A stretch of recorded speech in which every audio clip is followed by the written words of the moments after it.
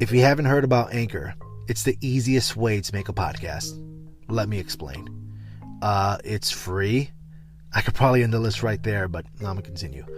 There's creation tools that allow you to record and edit your podcast right from your phone or computer. Anchor will distribute your podcast for you so it can be heard on Spotify, Apple Podcast, and many more.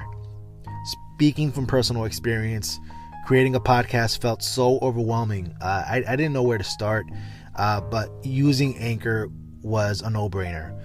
Their website and app is user-friendly. You're able to navigate through it easily. It's pretty cool, guys. You can make money from your podcast with no minimum listenership, and it's everything you need to make a podcast in one place. A one-stop shop. Download the free Anchor app or go to anchor.fm to get started.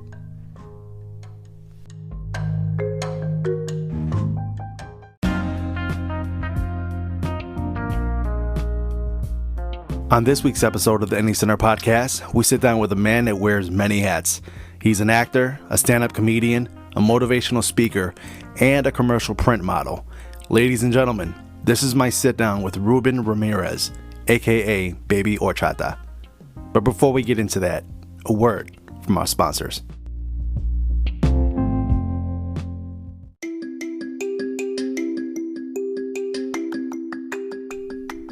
This episode of the Indie Center podcast is brought to you by Spotify, the place where you can listen to your favorite artists and podcasts for free.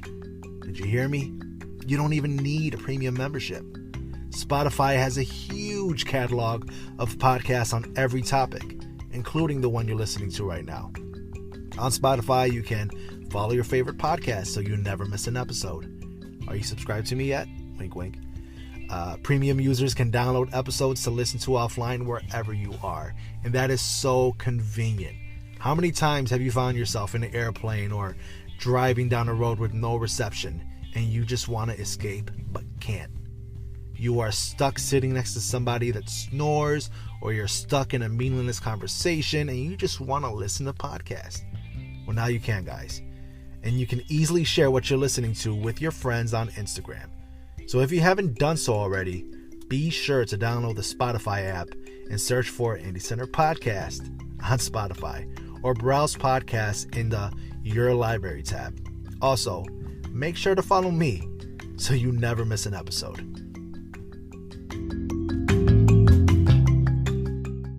All right, episode number 16. I am here. Man, this list is long. I am here with an actor, comedian, model, motivational speaker, Ruben, a.k.a. Baby Horchata. How you doing, bro? What's up, bro? How you doing, man? Good. Good. How about yourself? I'm doing good, bro. All right, man. So you have a lengthy list of things you do, things you've done.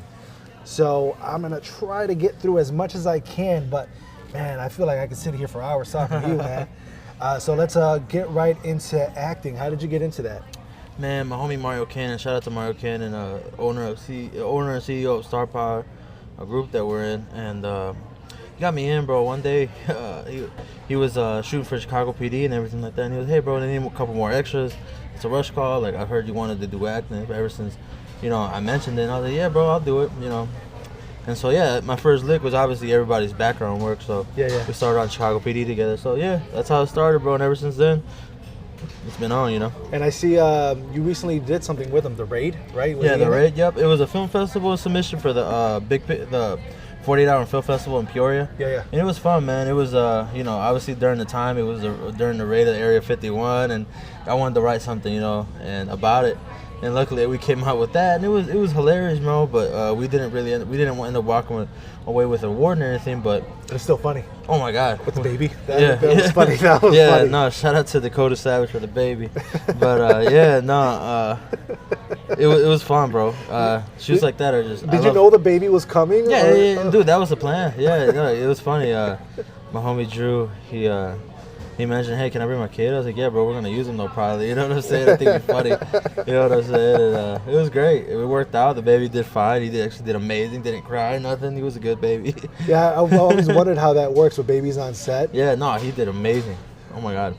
Did you? Well, since you wrote it, did you fantasize about going into Area 51? Yeah. Like, When that went down, bro, dude, that Facebook group of Area 51, I've never seen so many people show love to each other so much in my life, bro. Everybody was just vibing with each other.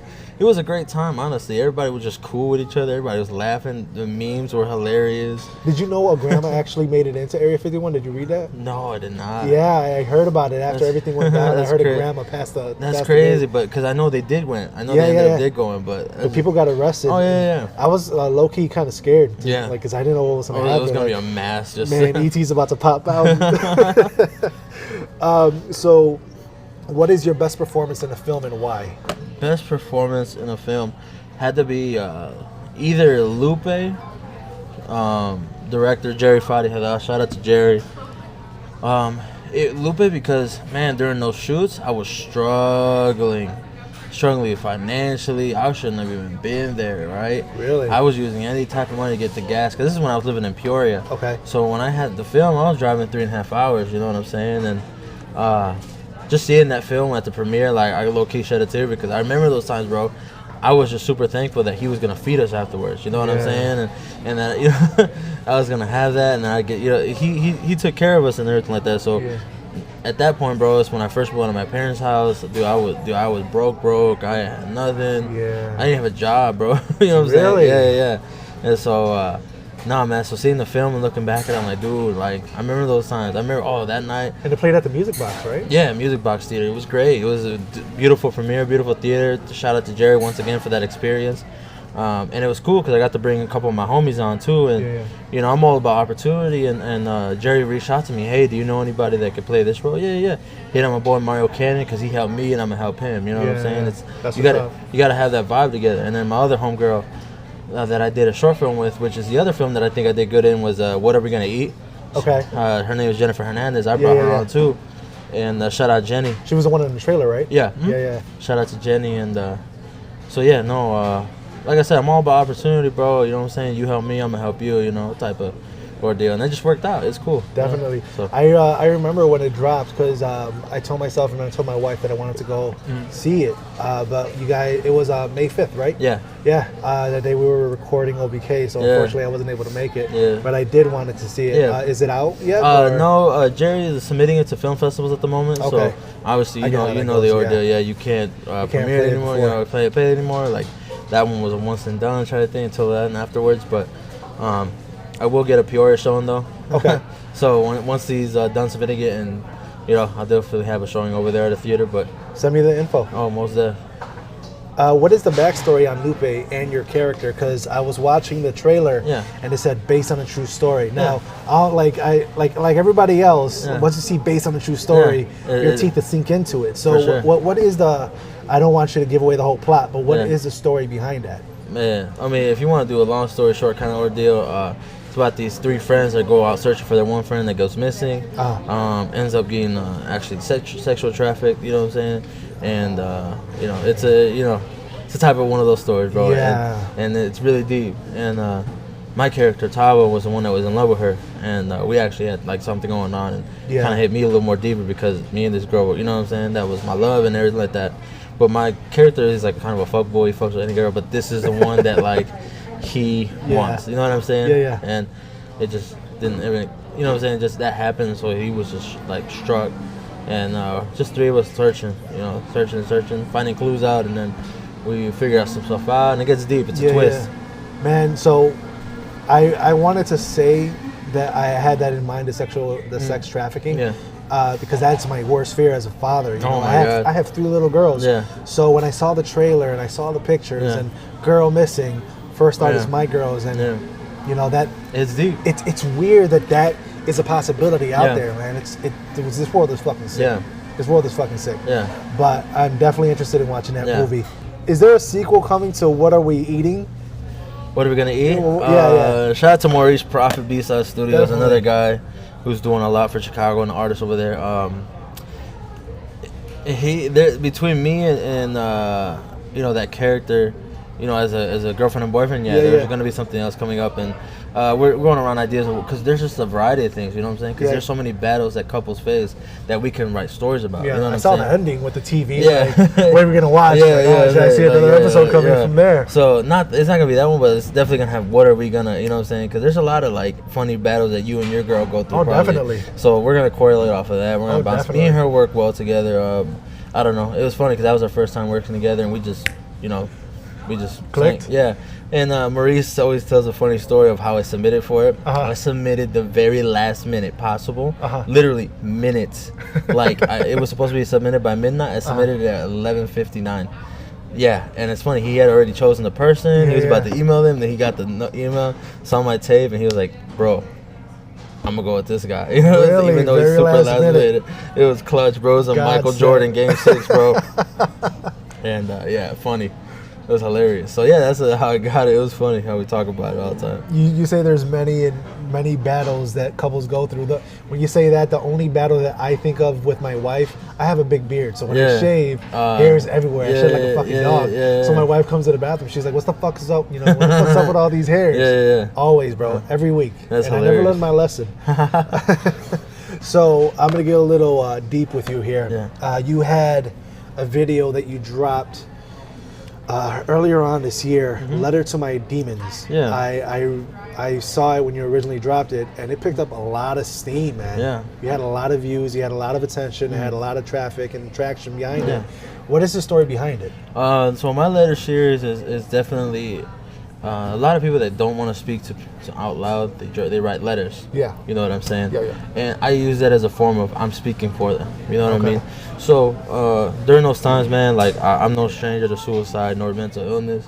I've been around it a lot my whole life. You know what I'm saying? Loved ones, best friends, and everything like that. Yeah. And it's such a thing that I think Latinos as a whole need to do something better within themselves as well. I think in a Latino household, we're told to just man up. And just, you know, man up. No, you're okay. Don't worry about it, you know. And I would never, you know what I'm saying? My parents, they raised me to be a dope person. I love my parents and all of this. But there was a couple of times where I might need to talk and they kind of just brushed it off maybe a little bit, you know what I'm saying? Yeah. And so I want to be a part of that Latino community where we kill that. You know what I'm saying? I want to kill that. I want my kids to tell me, "Are you feeling sad today? What's wrong? Can we talk about it? Yeah. What's on your mind?" Like I want to be. You want to be that change? Yeah, I want to be that change to the Latino community in that because we need to learn that. Yeah. You know what I'm saying? Machismo, fuck machismo. Yeah. Sorry, I don't know if we can cuss on You this. could. You could. Yeah, Fuck so it. yeah, fuck machismo, bro. And machismo, it's such a fake thing. I don't know, because it don't matter how macho you might feel, like. Yeah. It's gonna get turned down a notch when one day you're just gonna break. And, Yeah. you know Everybody what I'm saying? has their limits. Exactly. So Everybody has their limits. No matter how much of a macho man you think you are, one day you're gonna break down, and that breakdown wouldn't have happened if you just spoke about some things here and there, you know. But yeah, man, letter to my demons and letter to my best friend, my strong friend. That was just meant for the people the unspoken people. You know what I'm saying? The people that are not heard, and you know that was for during that time. We had this really special lady pass away over in Peoria, and she was a strong friend for everybody. You know what I'm saying? Everybody went to her for everything, and you know, and it's crazy because I talked to her about a couple weeks before she passed away. Yeah. And it's just such a scary thing because every time I tried talking to her, because she would post, "Oh, today sucked," and I would check up on her, and we weren't even friends like that. Yeah. I was just checking over her just on as you know, Mental hey, you check right? to see Yeah. how's everything going. I'm good. No, I'm good. Yeah. Every day. Hey, how you doing? How you feeling? Not really better. Today, you know. So it's kind of crazy that, you know, all these checkups, and then one day she quit responding, and then like a week later that happened, and it was crazy because I'm not nowhere near. I'm not gonna blame myself or anything like that because I tried, but man, just to know what demons might have been overtaking her, and how she was a strong friend for everybody. Yeah. So yeah, no. So it's a lot of behind that, you know. I'm happy that my generation is starting to talk about mental illness more because it's a serious thing. It is. You see our parents have it and they don't want to talk about it till, you know what I'm saying? Because there are a couple of times I catch, you know, my mom in a deep breath. I'm like, "What's wrong, Mom?" And then she vents. You know what I'm saying? Like, let's talk about it. Like, you know what I mean? Yeah. But nah, man, it's I like what my generation is doing with it. That's a lot good. more awareness for sure. That's good. You remind me of a story. One of my dad's old friends, the day before he took his own life, I saw him, smiles, happy, like nothing. And he told me a story when I was little, and then the next day I found out that he took a gun to his head, his mouth, and he blew his brains out. Yeah, it's really that's a serious thing, man. And like I said, man, it's hard, but I want to be somebody's strength. You know what I'm saying? Like, bro, I do those videos. I go to schools and talk about it. You know what I'm saying? And it's just easy to be done. And even though I'm saying, it's such a difficult thing, I love doing it because I get, what I'm saying, for all the people that hit me up through those videos, hey man, like, dude, I felt it, I cried, you know what I'm saying, like, I really feel like I was understood, like, you know what I'm saying, that's what makes it all worth it. So that's what's up. And the worst feeling you want is to have somebody close to you pass away from suicide, and you're like, I had no fucking idea. And it's crazy because a smiling face can cover all that. Exactly. You know what I'm saying? Because, bro, even my dealt with depression and stuff like that, bro. The best way that I had to deal with it was make other people laugh and, show them joy. And, it's not it never hit the point where I wanted to take my life, but I felt it. Yeah. You know what I'm saying? And the thing is, I would never do it to anybody else. You know what I'm saying? Because I don't want my friends thinking, dude, what could I have done? Or even my parents, bro. I would never want my parents to bury me. That's a lot to put on somebody. Yeah, for sure. So even when I had my little chapters, I never thought about it like that, but definitely felt them. So when I felt them, there was a relevance. You know what I'm saying? So when I wrote my poems and I wrote all that, like, it felt real because I did feel that. But luckily, I have the strength that not many people do to perform that and everything. You know what I mean? And I know it's been taken down quite a few times. Yeah. So when is it going to be available next? And honestly, the next couple of weeks. Definitely, I got to put it back up. Seasonal depression is a real thing right now. Yeah. I know it can help a couple people out. But yeah, no, I'll be back up. I don't know why it keeps getting taken down, but luckily with my new Facebook page and everything like that, I weeded out a lot of bad people. I won't get reported or nothing like that. And so yeah, no, it'll definitely be up soon. Yeah, I'm definitely looking forward to it, and I will share it. For sure. I will share it. How and when did you get into stand-up? So I'm going to try to lighten up the mood right now. Yeah. So how did you get into stand-up? Man, you know what? Let's go back to mental illness on that one too, okay. Bro, because how many times do you go through a rough day and just, I need something to escape? Yeah. A lot of people use comedy clubs to escape from the real world. You know what I'm saying? Trust me, bro, because when I did my last show, shout out to Maurice Prophet again, who put down the awesome 606 Mania that I was a part of. He gave me a 15-minute show as my second show. I didn't know I had the guts to do 15 minutes. You know what I'm saying? So that was all improvised? Or No. I have all my material.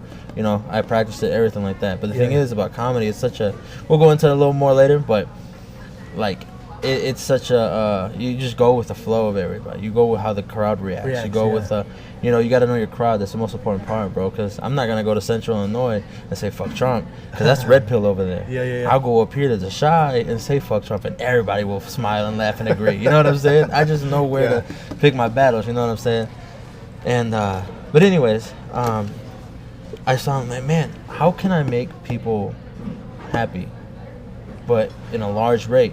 With my position right now, you know what I mean? I'm nowhere near where I want to be, obviously, but I ain't a celebrity by any means or nothing like that. But if I can go into comedy clubs where there's 200, 300 people in there, which that show sold out with 200, like, if I can make 200 people laugh and forget about life for 15 minutes, and hopefully later down the line when I get a 30, 40-minute show, if I could do that, then I did something big that day. Yeah. I made somebody's day. I made people forget about bills. I made people forget about the life sacrifices. I made them forget about everything. You know what I'm saying? Yeah. And I want to inspire, because there's nothing better than the messages that I get afterwards, bro. I think about writing a 5-minute skit. You know what I mean? And a lot of people, when I announced that I'm gonna do a 309 show, hey bro, like, you inspired me to write my own 5 minutes. Like, do you think you can get? Of course, bro. We got a 5-minute slot for you. Don't worry about it. You know what I'm saying?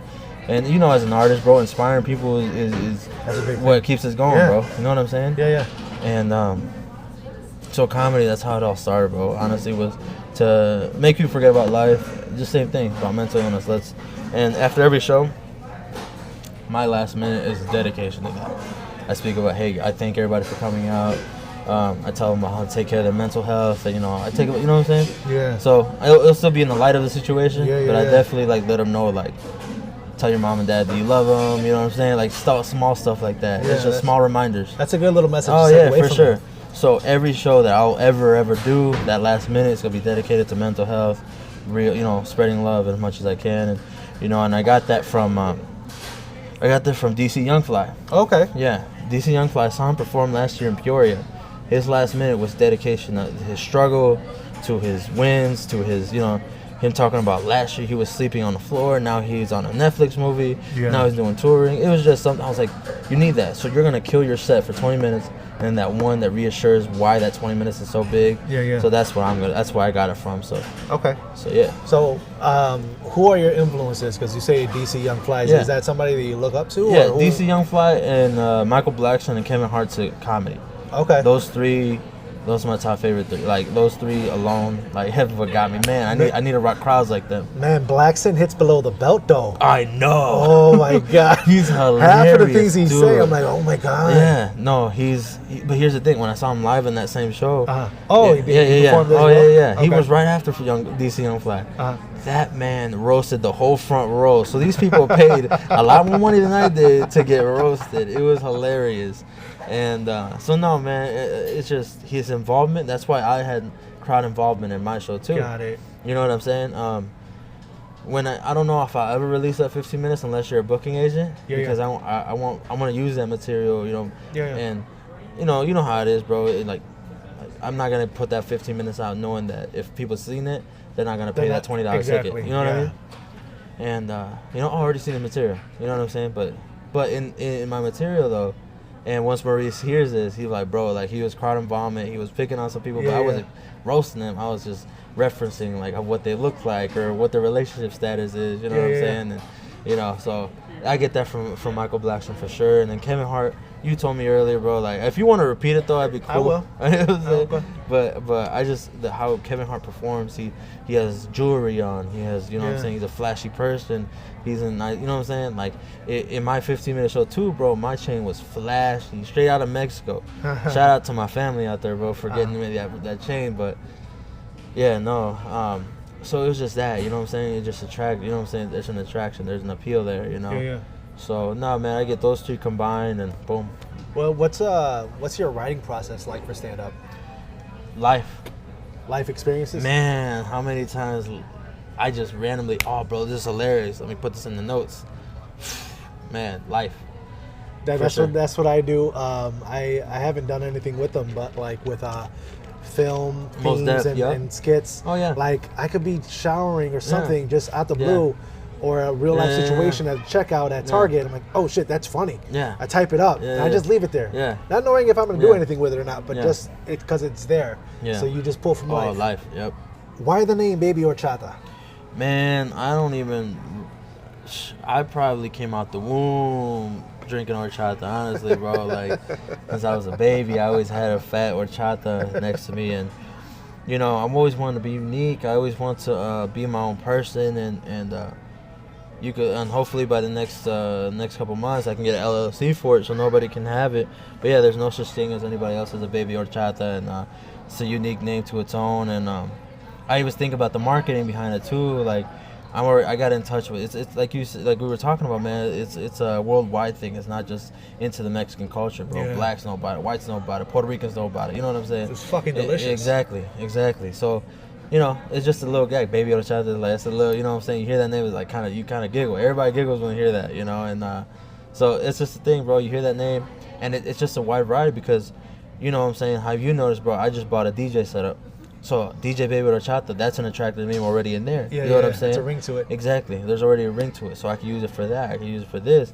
When I do my comedy films, Baby Horchata, okay, cool, boom. Oh, this dude's in it. Oh, he did a show. Cool. You know what I'm saying? It's like Fluffy. Exactly, bro. Shout out to Fluffy too. I forgot to mention him, but him and Gabriel, obviously with the Latin Kings of Comedy, bro. George, you know what I'm saying? George Lopez, Gabriel Iglesias, you know what I'm saying? All those vets too, you know what I'm saying? I grew up listening to them. You know what I'm saying? And the thing is, I try my best not to mock them because those are the GOATs. You know what I'm saying? Everybody's gonna know their material. Everybody's gonna, you know what I'm saying? Yeah. So it's funny. So I look over their performances, but the thing is, I adapt more to the African American comedy. It's weird. Yeah. I kind of feel like your demographic is more based on on the African American demographic. Which, you know what I'm saying, like, goes back to everything else that I do, bro. Like, you know, when it comes to real stuff, politics and everything like that, I'm behind my African American brothers, bro. Because believe it or not, bro, I get more love out of African Americans than I do out of Latinos. Oh, really? Oh yeah, the African American community, bro, backs me up way more than Latinos do, bro. I don't know, maybe it's just because I look like them and they maybe feel like it's a competition thing, or I don't know. I really never understood it. But I find that when I do anything like that, my black friends all over that, bro. Hey, let's not do it, you know what I'm saying? Like that. But Hispanics are like very quiet unless they're my family. You know what I'm saying? So that's why, you know, Black Lives Matter movement, I marched with them in Peoria, you know what I'm saying? It's deeper than just, you know, fans or followings. It's definitely a closer thing, so. I know you mentioned LLC with your Baby Horchata name, right? And when you first came into Panera Panera Bread, we're in Panera Bread. You gave me basically your regimen, what you do a year, right? You said spring you do motivational speaking, and acting, and acting, right? And then summer's planned out, acting, fall, and you know, winter's planned out. So I love that mindset, because to have somebody starting off with that mindset, it can go a long way. Because there's a lot of people starting off that are just thinking about the goal, right? They don't have a plan. They don't have a strategy. They're just going for it, not knowing what's going to happen next month. You gotta have a plan. You have to. You have to have a plan, bro, because if you don't have a plan, then you're just not ready. Because here's the thing, bro. Nothing will distract you from the other thing. Everything correlates with each other. You know what I'm saying? From comedy to speaking to acting to writing to directing, anything like that. Oh, because it's entertainment and it's just something that I love to do. So there's already a relevance between everything. You know what I'm saying? And all it has to do with communication.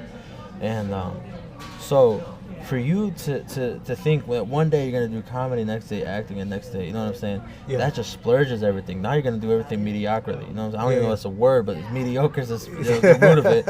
And it's just going to not be the most to its potential. You feel me? The acting world will not go away from me. You know what I'm saying? I ain't worried about where it's going because I'm going to be with it. Schools are still going to be a thing. Events going to need hosts. Like, you know what I'm saying? So, and everything has its own drought season.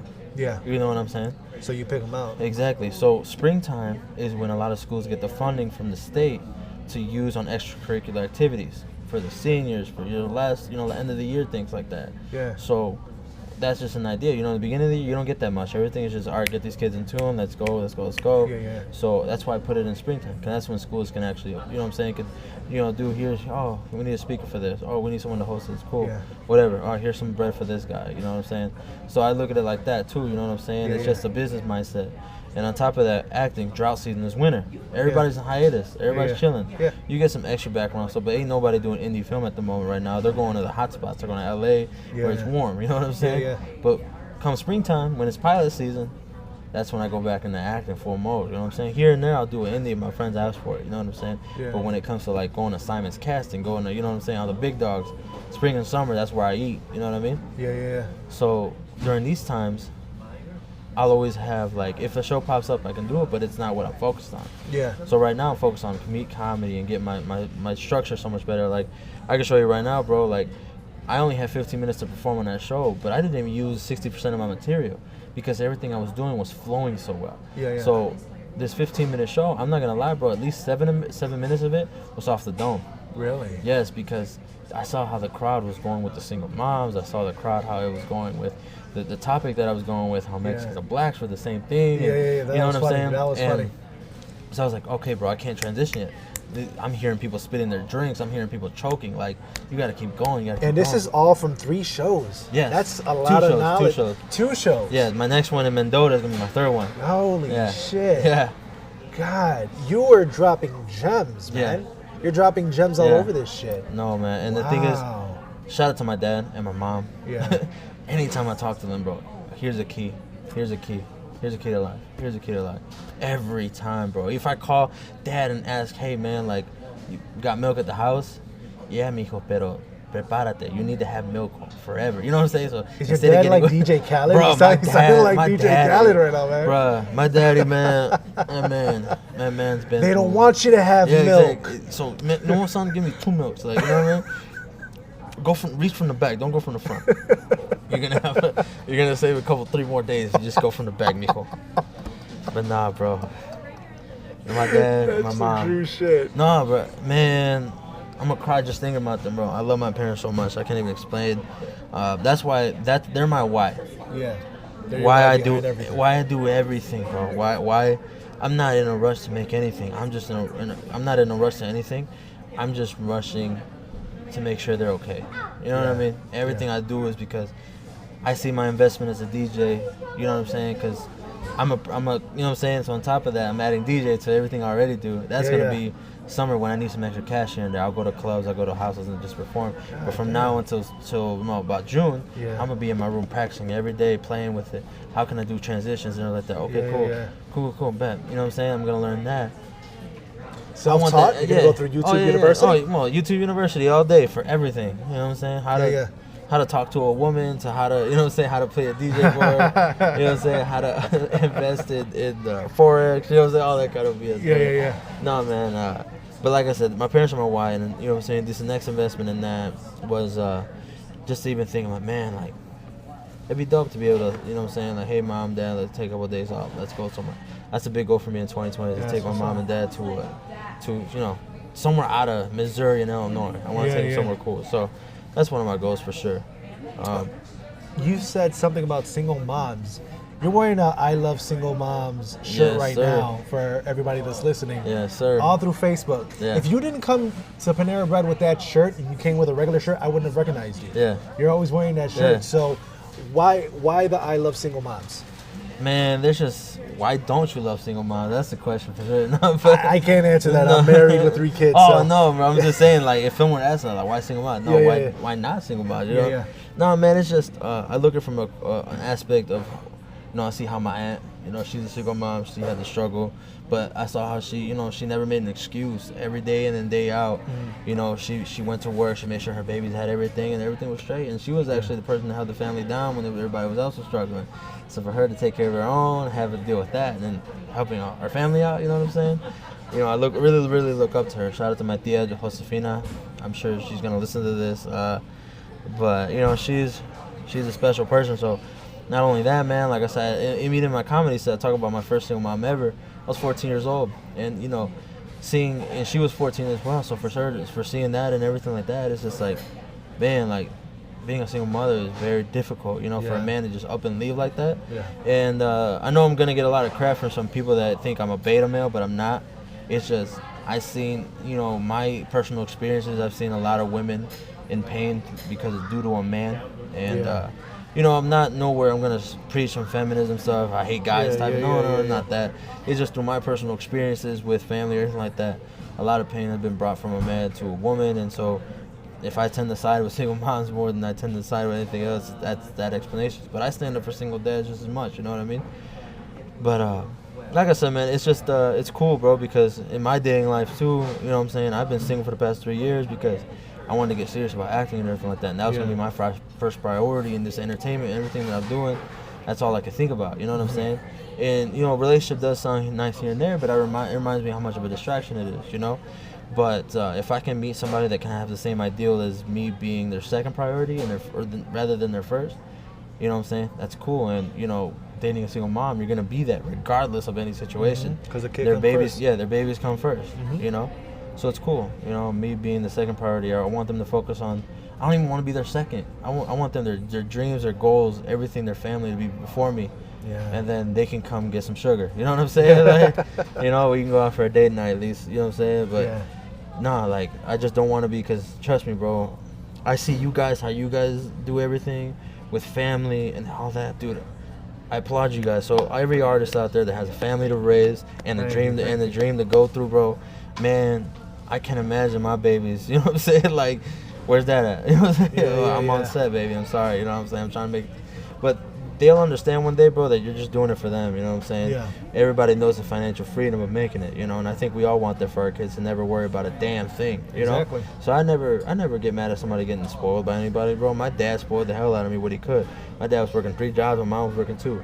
Damn. You know what I'm saying? So anything I wanted, I got. Yeah. So when people talk about, man, like, I got a broken family, like, bro, I can't give no advice on that because you didn't come from that. I don't understand. I had a daddy there every night. My mom was there petting my hair for me to go to bed. And, you know what I'm saying? And how it should be, you know what I'm saying? Yeah. And I'm not.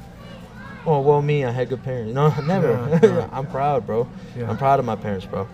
And, but anyways, bro, back to the single mom thing. I always get off track with this. You're good. But, no, man, it's this whole thing of mom is just show appreciation, too.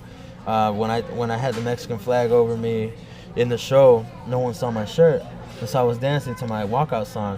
You know what I'm saying? And so I was dancing. And it was El Beeper. It was like, El Beeper, El Beeper. You know what I'm saying? So I was dancing there like that. And then when I took off the Mexican flag, they saw it. The crowd went wild. So was that the first reveal? Yep. That was the first reveal of the shirt. So okay.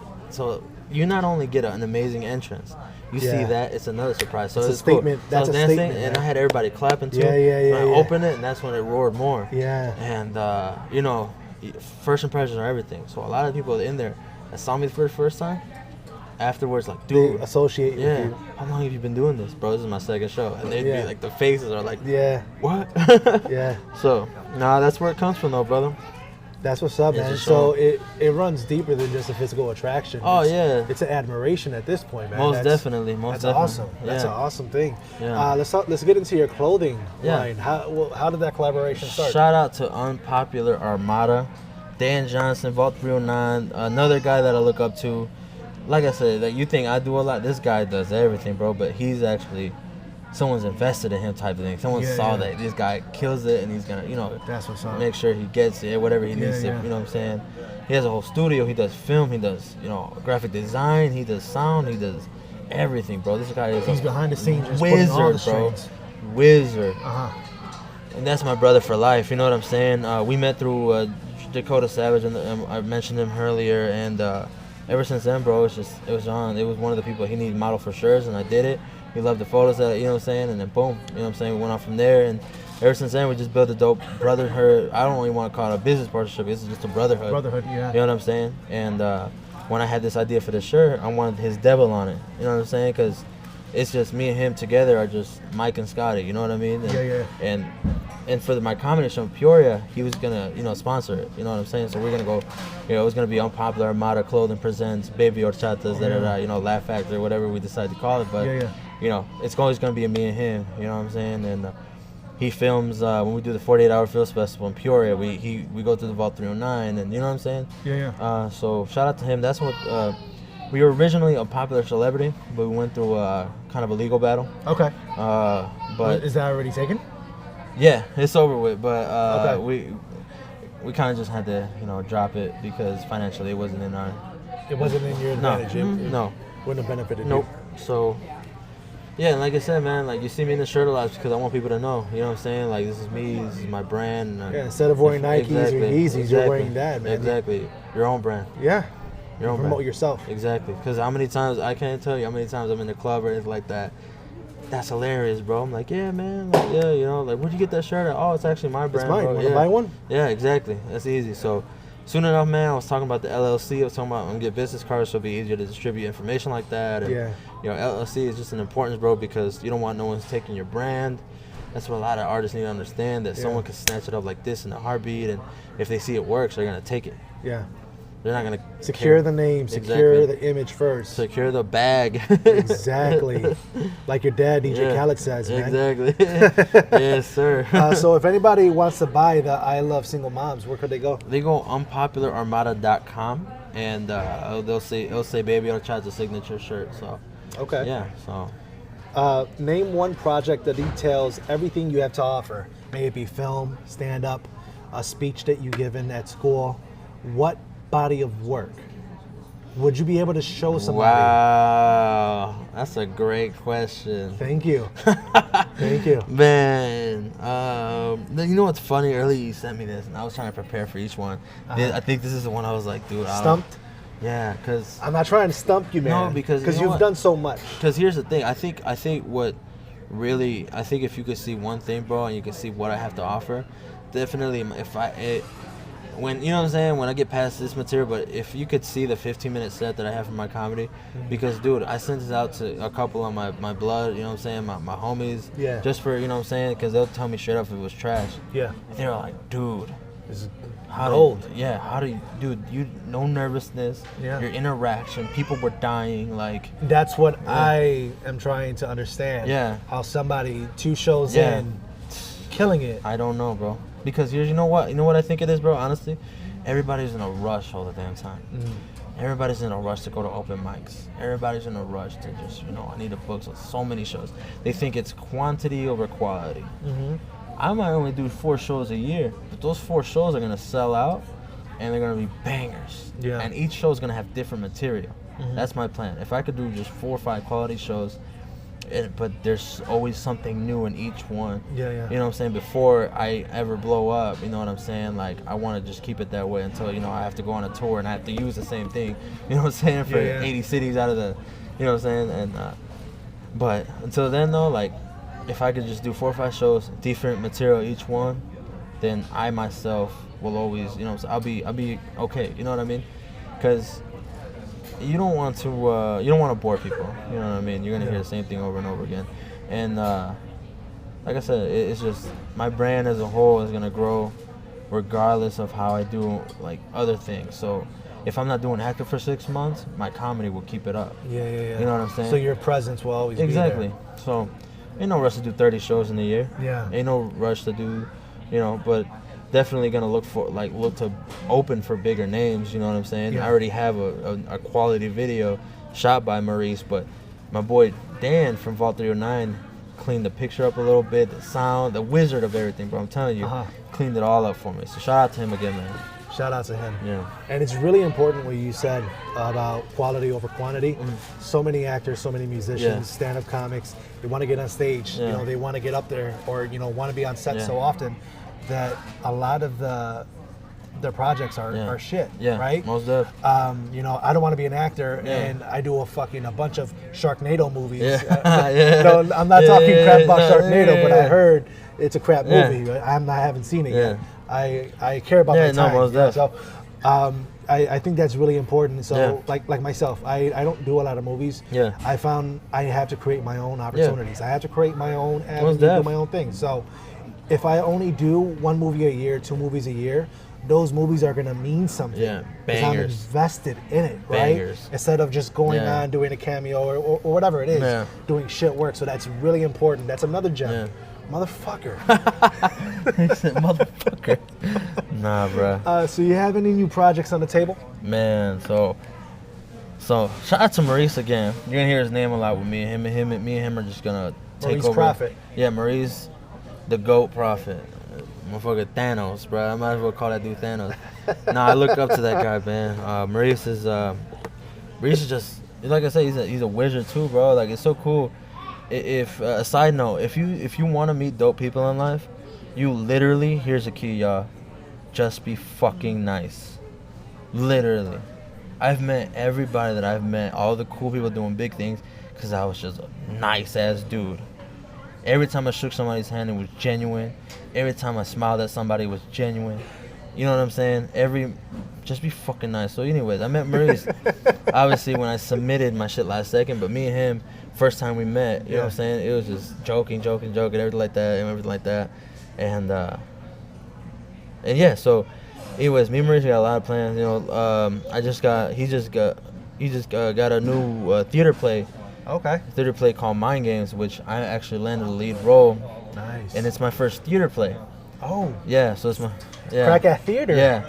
So, you know, Ruben always trying to add so much shit to his repertoire, and luckily, you know, Maurice thought I can handle it, and he gave me a lead role, and I'm looking forward to it, because in college, every semester I tried out for the semester's play, never got it, never got one role. I wasn't even a fucking tree in the background, bro. Let's get this chubby guy to put a fucking tree costume. No, not even that. I wasn't good enough for a tree. So I was like, dude, is this acting thing ever gonna work for me? And then that's when, like, you know, a couple years later, I tried, you know, my boy Cannon hit me up about, you know, about film, and I was like, okay, maybe it's a bit different in the theater. Anyways, you know and here you are aspiring to be a fucking tree. God, yeah. So, shout out to Maurice for believing in me, bro. I'm a lead character, and it's an amazing story. It's actually based on a true story, and it's about these inmates that are in the study program, and they're actually on the debate team for the prison, and we actually go against Harvard debate team, and we actually end up winning. But there's a lot more story into that than just that. So really, really amazing story. Look it up.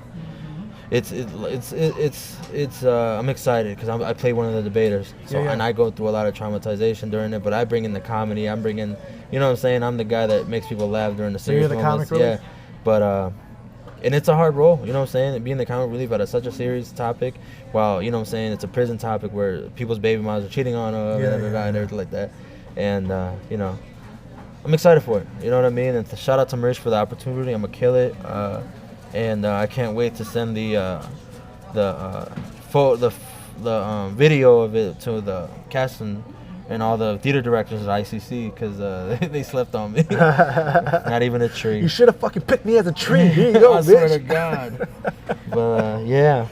You were on Rap Moms. Is that Maurice Prophet's project as well? On top of that, yeah. Because I know Chris Haney was in that Yeah, as well. no, yeah. Dude, speaking of Rap Mom, that was hilarious.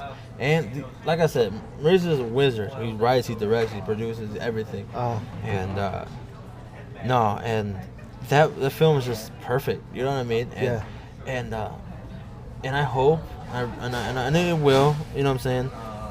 It'll catch steam. Uh-huh. But I wish that a person from Paramount would see it. Okay. And be like, you know what? We need to redo this film, but But the thing is, it's gonna be the same script, same people. With a bigger budget. Yeah. Because, dude, it's a great story. Like, for me, you know what I'm saying? I looked at Marissa, like, bro, you kind of weed you smoking. You look like really creative, bro. Like, this is real shit. This is funny as hell. Like, you know what I'm saying? And I played a DJ, Narc, DJ. There's just a bunch of DJ Blackout, DJ. I was a DJ that was insecure about his DJ name, and so I had to change my name all the time. And it was hilarious. And one time it was like, DJ Narc, what, you're a snitch? No, narcolepsy, because people be sleeping on me. You know what I'm saying? So, dude, Maurice is a GOAT, but yeah, man, that's Rap Mom. Shout out to everybody in the cast, too. Is that still in post? Oh, we're done filming. It's wrapped up. Okay, and, is it out or is it? Oh no, it's gonna be. We're premiering it in Chicago in August, I believe. Okay. 2020. So 2020. Yes, sir. Definitely send that information my way. Oh no, we're gonna have the podcast live right there. You're gonna be interviewing everybody over there. All right. Definitely. Do you have any advice for any aspiring entertainers? Get a steady income of understanding 9 to 5. That's all I can say right now. Because, dude, shout out to my managers at Pekin, Menards. When I worked over at Menards and Pekin in Central Illinois, man, there were days where I worked and like I had to go on audition all the way to Chicago. Luckily, they were super understanding and they let me go to my audition. And you know what I'm saying? They worked around my schedule so well. Yeah. So as a starting, have a vehicle because you're gonna be and they ain't gonna be booking you an Uber to, you know what I'm saying? They're not gonna be flying you out. They're not gonna. You better have a vehicle ready. You know what I'm saying? And have a vehicle, have a steady income, so you're not stressing, trying to. Because you're not making money off of this. No way, shape, or form. Man, right now, no. Luckily, peanuts. Well, luckily, you know what I'm saying. Like when I started modeling, I ended up, doing my commercial shoots. I was bringing a good bag, not gonna lie. And so, definitely. You get royalties from that modeling, or is it just a flat fee? No, you get royalties because, for example, that construction shoot that I did. So, for example, that construction shoot I did in Wisconsin. Every year that they use my photo, it's a new contract. Oh shit! They've used it for the past 2 years already. So. Every year, I get an email saying, "Hey, we're gonna use your photos again. Let's work on a new deal." So and every year the percentage goes higher. So, okay. So it's pretty dope. You know what I'm saying? You can redo it, and then 6 months later you get a fat check, and then boom, you're good. And you got a copy of the advertisement. Oh, every year, yeah. Every year I get 3 or 4 sent to me because I told them like, hey, like this money's cool, but I'm gonna need copies of it so I can send to my parents because bro, you know how Latino parents are, bro. They're, oh my God, mijo, like you know what I'm saying? It's so dope, bro. Because like I said, my parents are the biggest blessing that I have, and my mom, she has them in a portrait, bro. You know what I'm saying? Hanging in her room and like of your magazine. Yeah, both of them. Of the whole magazine, or just your picture? Well, my picture. Okay. Yeah. No, like, you know what I'm saying? She has both of them. That's what's up. You know what I'm saying? And I walked in to surprise that because I sent them the, I signed it, you know what I'm saying, just so they can have it. I didn't know my mom was gonna go all out, get like a whole photo thing, you know what I'm saying? So, you know, my parents are my biggest cheerleaders, which every parent should be your biggest cheerleader, but I just feel blessed because I meet a lot of artists that their parents don't even care what they're doing. You know what I'm saying? They think that this thing is a hobby and not a, you know what I'm saying, not a passion or not a career. And luckily, I have two parents who understand that this is what I want to do, and you know, and like I said, bro, I'm very appreciative of them.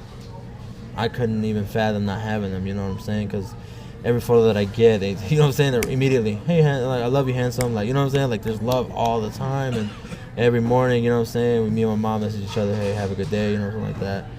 They stay out of Missouri, so, you know what I'm saying, I contact with them all the time, and luckily next week I'll be over there for 4 days, so I'll be hanging out with my mom on her birthday, spoiling her, gonna take her out and stuff. I'm excited. And, yeah, bro, so all that, yeah, like I said, that construction shoot, that was a big blessing in itself because now I got something professional. So that's how I got the other nursing shoot. You know what I'm saying? You're a nurse. Well,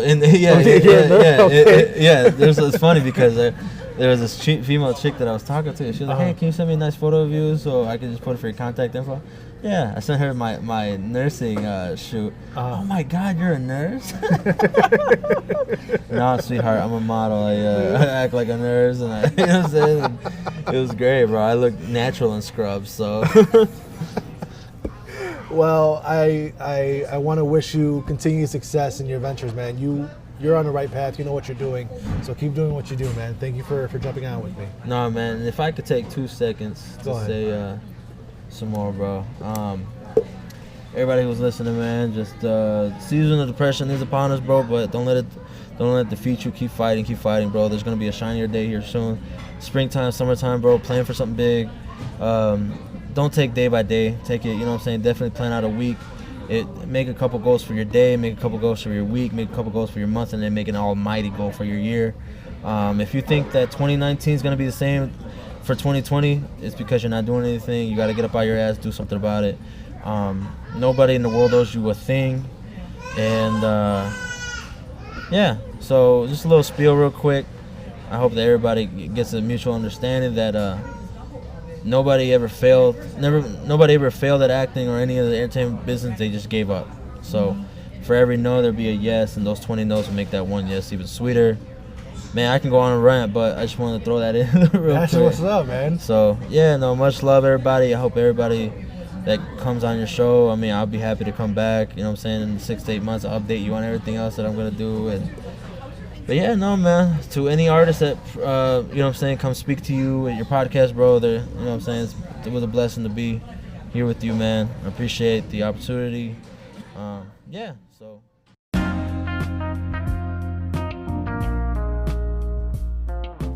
If you enjoyed this week's episode, please make sure you hit that subscribe button to stay centered on all Indie Center podcast episodes.